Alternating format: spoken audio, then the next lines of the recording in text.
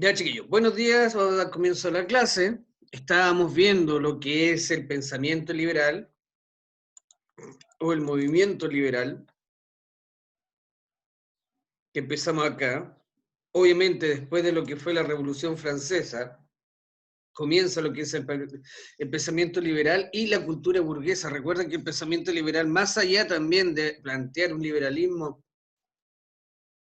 en el aspecto político, en el cual ponía nuevamente al ser humano como centro de este universo, y derrocaba el antiguo régimen, que era todo este poder absolutista, o estos estados absolutistas donde estaba el rey en esta pirámide social en la cima, y él mandaba todo, pero él mandaba solo, el rey era presidente, diputado, senador, juez, él hacía absolutamente todo. El rey no tenía, ¿cómo se llama?, mayormente competencia de nadie, no tenía ni siquiera asesores. ¿Qué es lo que pretendía este pensamiento liberal? El pensamiento liberal pretendía de que apareciera una república o llegar a este liberalismo, esta república liberal, donde los poderes del Estado estaban divididos en tres y compartían el poder entre ellos tres, el ejecutivo, legislativo y judicial. ¿Cuál era la idea de esto que compartían el poder entre los tres? En que ninguno de los tres iba a tener un poder absoluto y ninguno de los tres iba a poder convertirse en un tirano o nuevamente en un rey. Pero obviamente todo esto fue un proceso bastante largo, el movimiento liberal. Por lo mismo que vemos después, dice el ideario republicano y liberal. ¿Cuáles son los principios? Soberanía popular.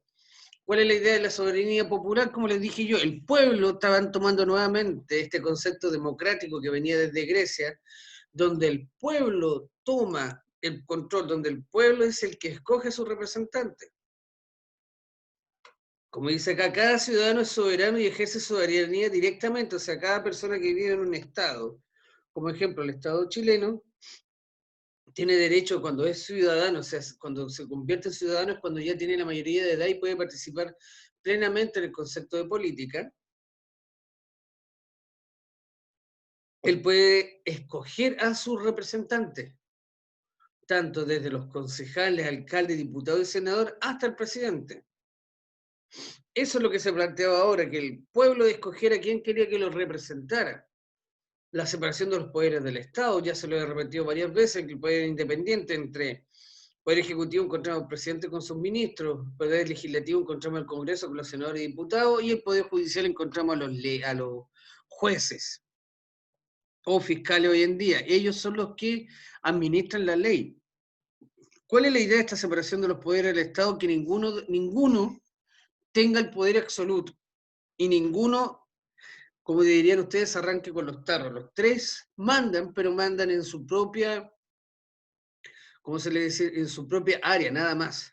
Y entre los tres se fiscalizan, obviamente, porque el Poder Ejecutivo, que es el presidente, fiscaliza al Congreso y al Poder Judicial. El Poder Judicial fiscaliza al Congreso y al presidente.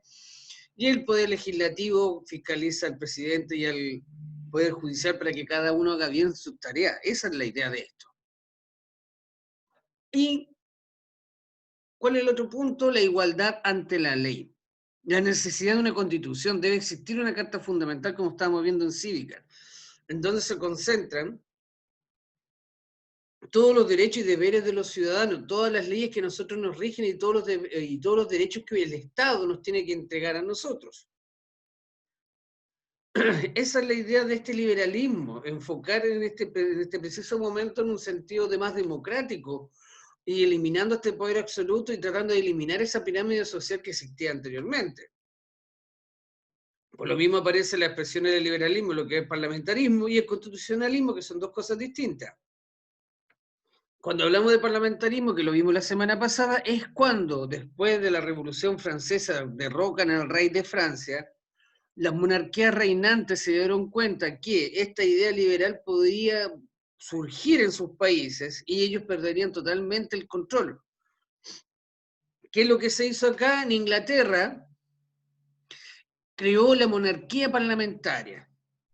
Como dice acá, incorporó los principios liberales, la división de los poderes, pero adoptó un sistema diferente, solamente hizo una cámara parlamentaria en donde hizo la división de los poderes, como dice acá, como la división de los poderes y la soberanía popular. Por un lado puso la Cámara de los Lores y por otro lado puso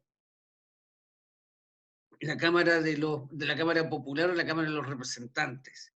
Entonces, ¿qué era en eso? Que se le entregaba una cierta soberanía al pueblo y el pueblo podía escoger su propio representante, en lo cual se encontraban en una cámara parlamentaria, porque parlamentario lo dice claramente, que es hablar, parlamentar, en donde estaban los representantes tanto de la clase alta como de la clase baja. Y dentro de estos dos grupos escogían un representante que hasta el día de hoy se llama primer ministro, que es como la figura del presidente, pero que va en paralelo con el rey o la reina. Esa es la diferencia. En Inglaterra el rey fue un poco más inteligente en entregar cierto poder al pueblo para que no se levantaran armas como lo hicieron en Francia. Entonces hay un representante que es el primer ministro, que es como, le digo yo, como la figura del presidente, pero el rey sigue igual mandando. O sea, las decisiones finales, todo se le va a preguntar al rey.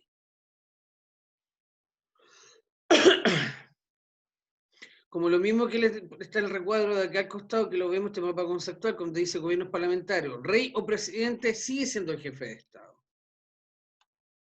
Acá está el Parlamento y aparece el primer ministro, que es equivalente a un jefe de gobierno, es casi lo mismo. La diferencia está que el jefe de Estado, recuerden chicos que le he dicho siempre, el Estado no cambia, el Estado siempre va a ser igual que es el territorio.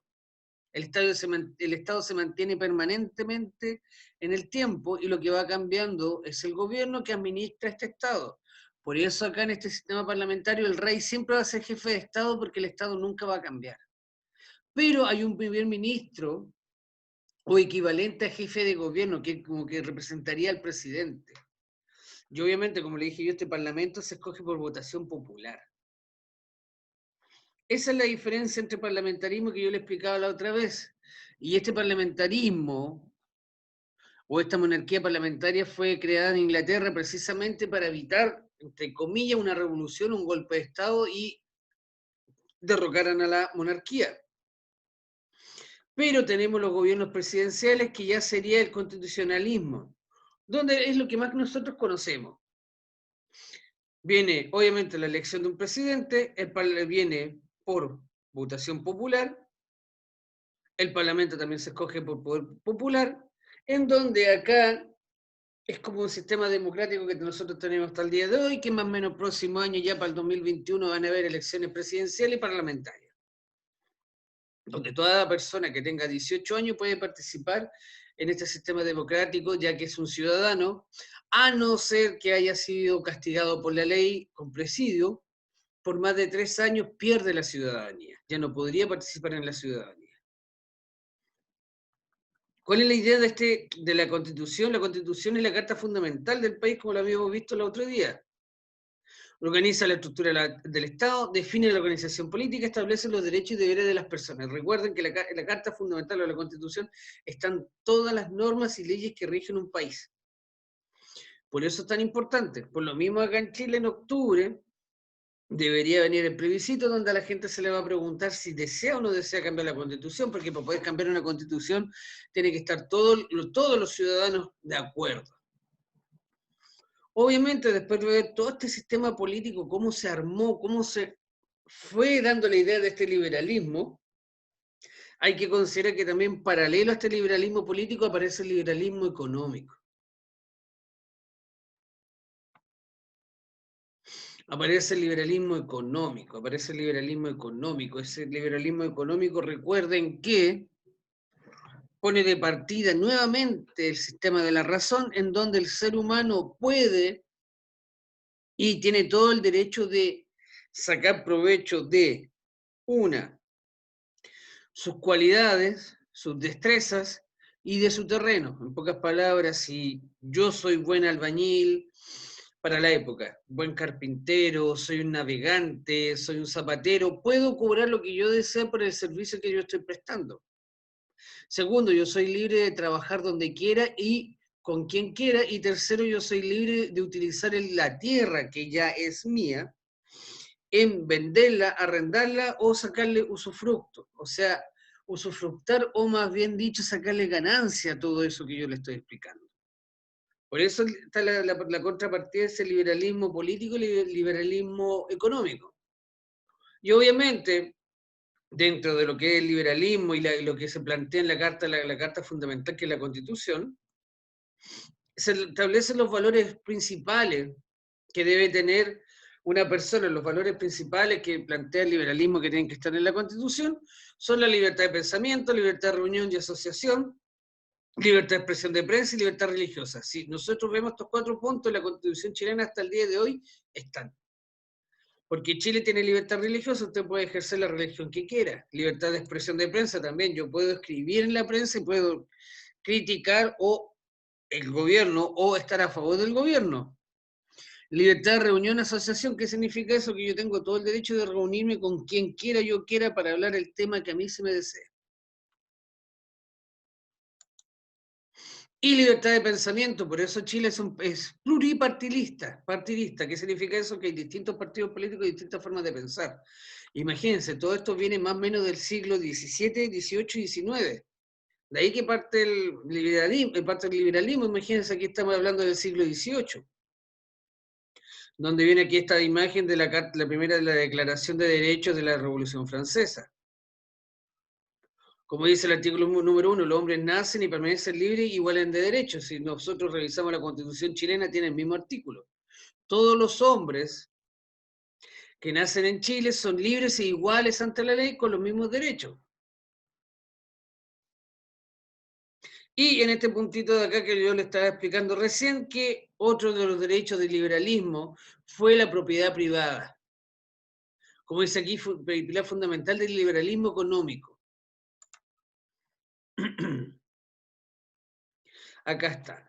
Gracias a este liberalismo económico, nosotros tenemos que recordar que aparece una nueva clase social y esta pirámide que estaba antes de que apareciera este movimiento filosófico, político, económico y antes de la Revolución Francesa que diera partida a este nuevo cambio.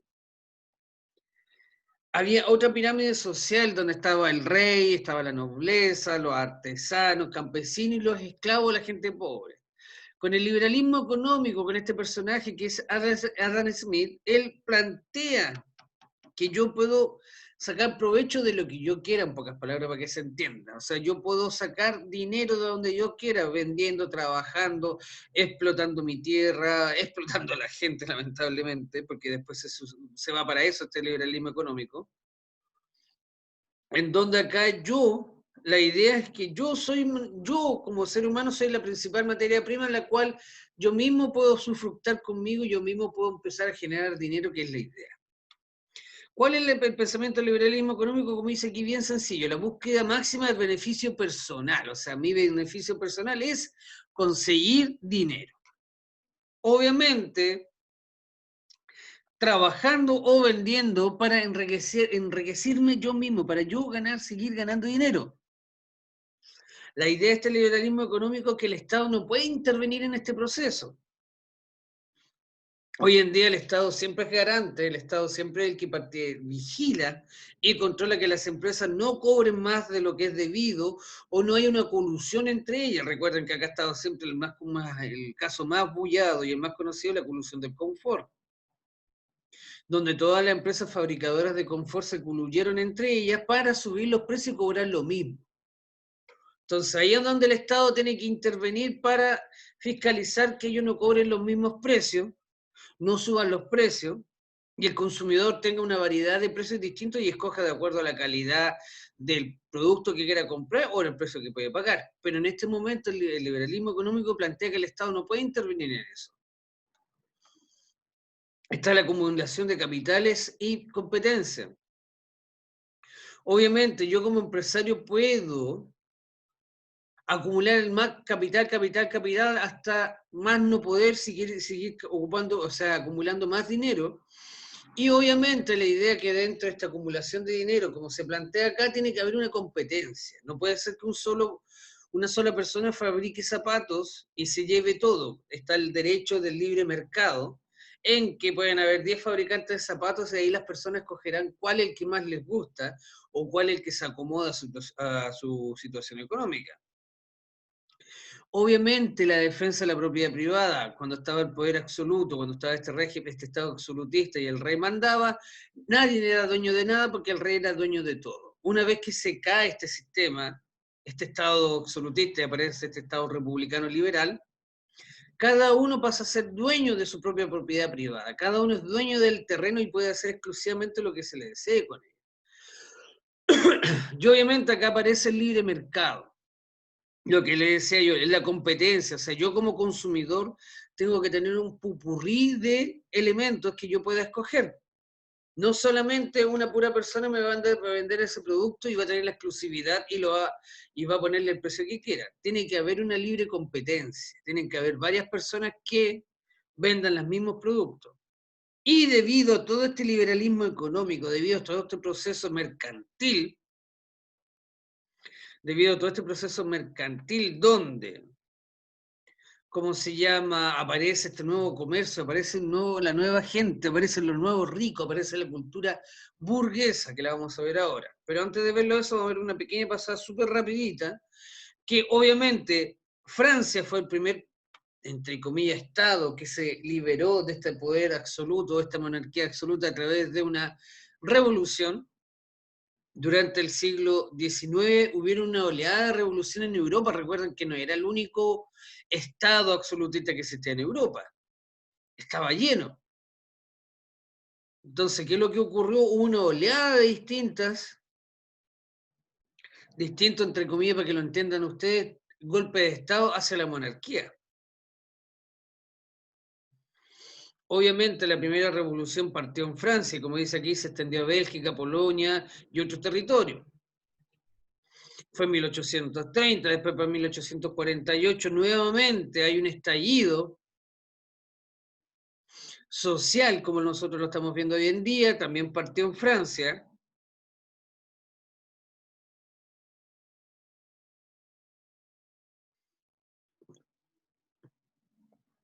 ¿Por qué partió en Francia? Porque acá la principal estallido social fue netamente por el hecho de quién votaba, la abolición de los esclavos y y guerra entre comillas religiosa.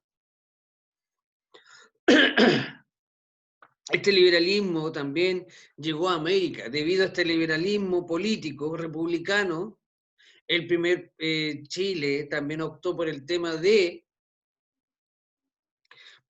optó por el proceso de independencia. Obviamente que el primer país que no es tan bullada su revolución, o sea, no es que no sea importante, pero el primer país o estado en independizarse y dejar de ser colonia fue Estados Unidos y posterior a ello fue Francia. Pero la Revolución Francesa, como fue un poco más romántica, se le podría decir, con todo este proceso político de establecer la democracia, la república, el libre partidismo, la liberación, el pensamiento ideológico, religioso, se hizo más conocida. Y nosotros vamos a pasar a este punto de aquí que se llama la clase burguesa, en la cual ustedes me tienen que realizar la actividad de la página 89. Otra más encima. Tienen que traerme la actividad de los que están atrasados, la 72, 75 y 89 más encima. Tienen que realizar esta actividad. Revisar la infografía y obviamente título, recuerden, cultura burguesa, su nombre, el curso, la página del libro y solamente las respuestas que están acá. Nada más. Ahora vamos a ver lo que es la cultura burguesa. Porque obviamente después de ese planteamiento del liberalismo económico aparece una nueva clase social. Aparecen los nuevos ricos. Y dentro de estos nuevos ricos obviamente se destruye toda esta pirámide que existía antes y dentro de esa cultura burguesa obviamente aparecen distintas escalas sociales. Como hoy en día nosotros estamos en la clase alta, media y baja, pero dentro de la clase alta están los ABC1, 2, 3, 4, 5, y si uno mira la estratificación social, está hasta la ABC10. Por eso mismo, ahora vamos a ver esto y continuamos con la cultura burguesa. Hola, ¿qué tal? ¿Cómo les va? Hoy vamos a hablar sobre la burguesía. ¿Y qué es la burguesía? Bueno, debemos decir que la burguesía es un término utilizado para referirse a un sector de la población de clase media que tiene buenos ingresos económicos y la posesión de bienes materiales o capitales tales como propiedades. También debemos decir y debemos agregar que el origen del término proviene del francés bourgeoisie y se comienza a usar durante la Edad Media para identificar a la clase social de comerciantes y artesanos, quienes tenían una buena posición social sin ser nobles y vivían en burgos o ciudades. Así, los burgueses mantenían un estilo de vida urbano muy diferente a los agricultores. Por último, debemos decir y agregar que según el filósofo, economista y sociólogo Karl Marx, la burguesía es aquella clase social del capitalismo que emplea a la clase obrera y es propietaria de la producción y de su negocio. Para Marx, la burguesía es lo opuesto a la clase obrera. Continuemos hablando un poco más sobre esta burguesía, particularmente hablar sobre sus características. Bueno, para comenzar, tenemos que decir que surgió en la Edad Media y durante el feudalismo. También decir que los burgueses eran principalmente comerciantes y no eran nobles, señores feudales, ni siervos, ni campesinos. Otra característica a mencionar es que... Recuerden bien, como dice acá, los burgueses surgió durante la Edad Media, durante el feudalismo, pero principalmente ellos no pertenecían como a ninguna clase social, fueron ellos, se crearon una clase social, ellos eran, ¿cómo se llama? No eran nobles, no eran feudales, no eran siervos campesinos, sino que era gente común y corriente que aprovechó el proceso de la caída de Constantinopla, que los turcos tomaran posesión de ellos, se cortara este tráfico común y corriente que había de comercio, empezaron a ver como el nuevo negocio, así como empezaron a ver las nuevas oportunidades de poder comercializar, de empezar a comprar productos y revenderlos. Lo mismo que hacen hoy en día. La única diferencia es que hoy en día uno compra por internet a AliExpress, Wish y le traen productos a menor precio de que uno los revende. ¿Qué hacían ellos acá? Ellos acá obviamente aprovechaban este flujo comercial que empezó a darse desde Turquía, posteriormente, o sea, lo que es Constantinopla, de Oriente hacia Occidente, en donde obviamente compraban los productos a menor medida o dentro del valor que lo compraban, los revendían. Y como no había un comercio tan establecido, tan formal, los primeros que empezaron a hacer esta comercialización empezaron a ganar mucho dinero y mucho poder. En la actualidad es un término que alude a la clase media que posee propiedades, negocios o un buen rendimiento económico. Otra característica en relación a su etimología u origen de la palabra es que se asentaban en Burgos, ciudades amuralladas de las que proviene el término. También decir que en principio fueron despreciados por la nobleza, sin embargo, a través de los años fueron obteniendo poder y respeto hasta llegar a ocupar altos cargos políticos y recibir beneficios sociales. Y por último, Eso es lo que le llamaban los nuevos ricos. Los nuevos ricos, por eso eran como, no tenían dinero, pero no tenían clase social, y por eso eran despreciados, eran como los nuevos ricos y los miraban mal, porque tenían plata, pero no tenían clase. Es como lo que podría hacer como un ejemplo, así que mucha gente habla de Farcas que tiene dinero, que tiene mucha plata, pero no tiene clase social, porque no es un nuevo rico, alguien que apareció, que se hizo dinero gracias a su esfuerzo, a su negocio, y subió de escala social muy rápido. Entonces era la crítica que se le hacía en esta época a estos nuevos personajes, que tenían dinero pero no tenían clase. podemos decir que obtuvieron un gran protagonismo durante la Revolución Francesa y la Revolución Industrial.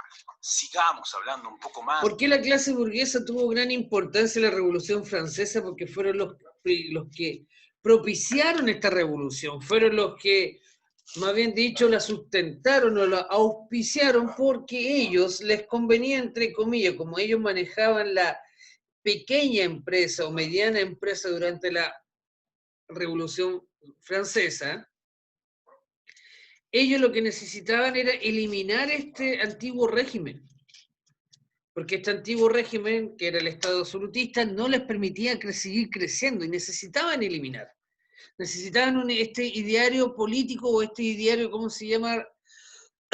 Perdón, republicano, donde se partía con el liberalismo y principalmente este liberalismo económico que les permitía seguir creciendo. Porque el Estado absolutista no los dejó crecer hasta cierto punto y de ahí quedaron estancados. Y ellos propiciaron todas estas revoluciones que hubieron durante el siglo XVIII. Sobre la burguesía, particularmente hablar sobre los valores burgueses. Bueno, decir que el surgimiento de la burguesía introdujo nuevos valores culturales a Occidente, sobre los cuales se construyó el nuevo régimen de que la burguesía sería la clase dominante. Estos valores son los de la Ilustración francesa, el liberalismo y el enciclopedismo e incluyen los siguientes puntos o características que profundizaremos a continuación. Bueno, para comenzar, tenemos que mencionar a las libertades civiles o públicas. Esto incluye la libertad religiosa, de prensa, de expresión, de reunión y sobre todo la libertad económica, concepto clave para el libre mercado defendido por los liberales, carente de restricciones estatales o gremiales y el predominio de la propiedad privada por encima de todo.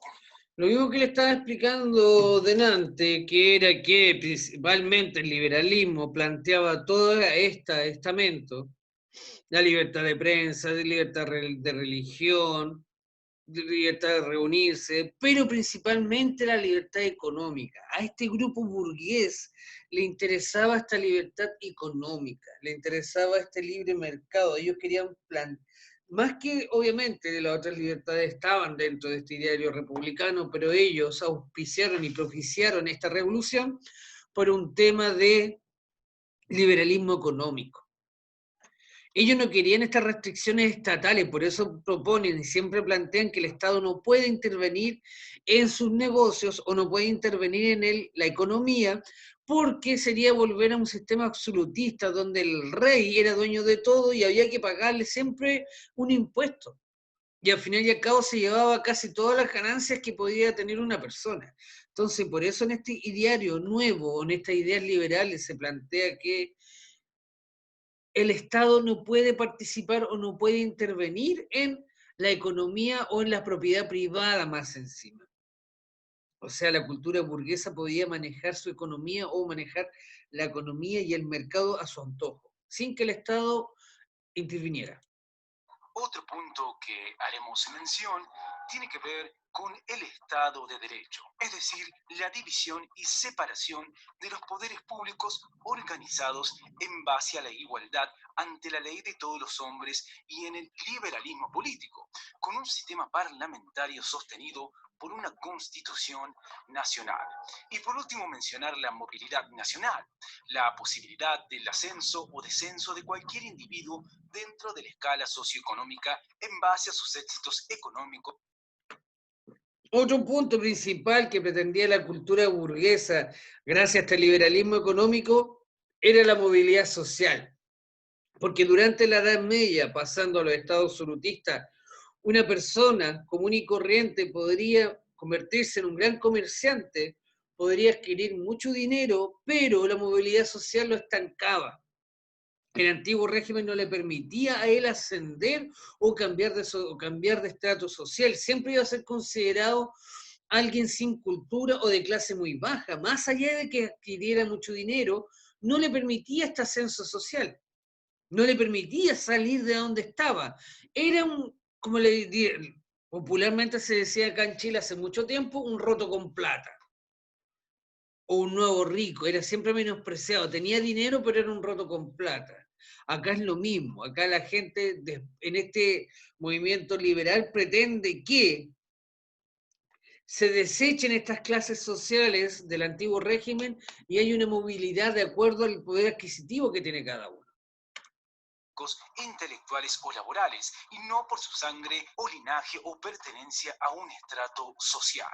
Continuemos hablando sobre esta burguesía, particularmente hablar sobre sus tipos.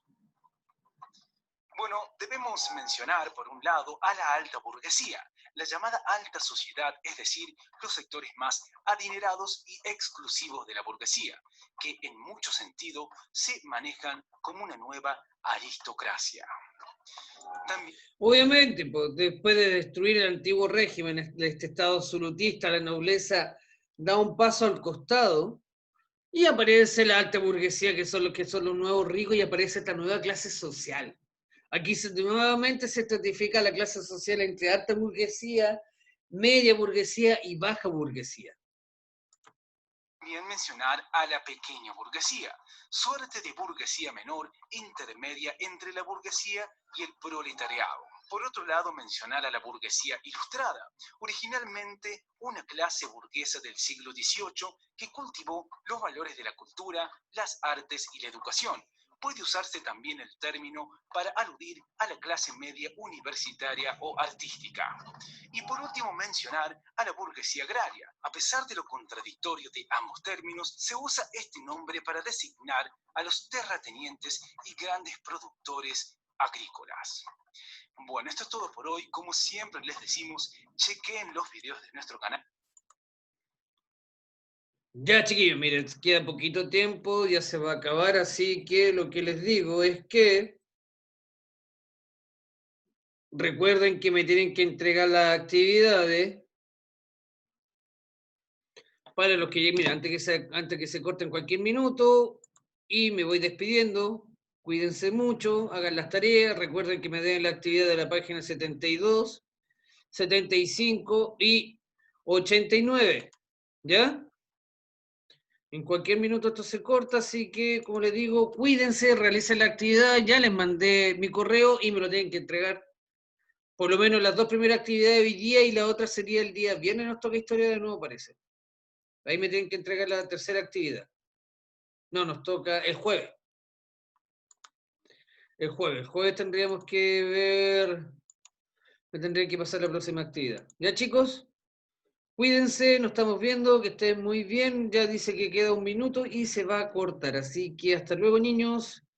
Cuídense mucho, abríguense y realicen las actividades. Hasta luego.